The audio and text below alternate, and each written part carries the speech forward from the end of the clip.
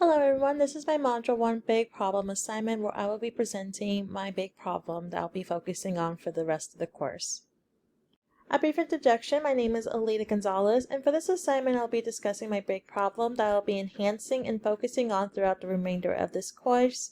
For my big problem, I would like to focus on navigating and promoting social inclusion in our modern educational environments. So what about social inclusion? We live in a changing world that we must be able to adapt in order to not fall behind, but even with all these changes, change can impact us in the way that we live in our society. When it comes to social inclusion, especially in our classrooms, we must address the variety of diversity from race, ethnicity, gender, sexual orientation, language, geography, and age to value the students that we are teaching. The benefits span from a positive learning environment to provide the sense of belonging for our students in the small society created within the walls of the school. Without it, not only will students be affected by their academics such as poor performance or loss of motivation, but can also create conflicts in their mental and emotional health. Looking into Bronfenbrenner's ecological theory, we look into the relationships created from us to others to the world around us and how that world runs through the set systematic rulings as well as the history behind it. Now, how does this mean when it comes to social inclusion that impacts the students we teach? Within the microsystems, we look into the direct relationships of the students, such as their family, their friends, and even their educators.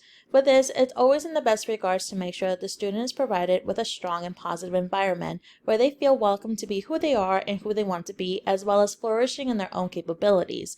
This level consists of support and someone who plans to be a future educator. It is something that must be vital in order to allow a student to connect to the social relations they primarily experience with.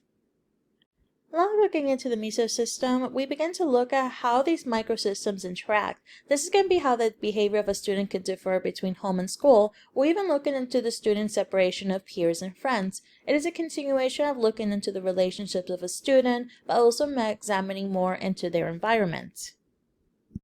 For the exosystem, this is where we begin to look at those environments that don't necessarily interact with the students but do have an impact on their well-being.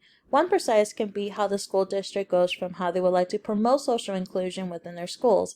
This is a level in which we examine the policies placed to reach this goal and allow all students to feel welcomed.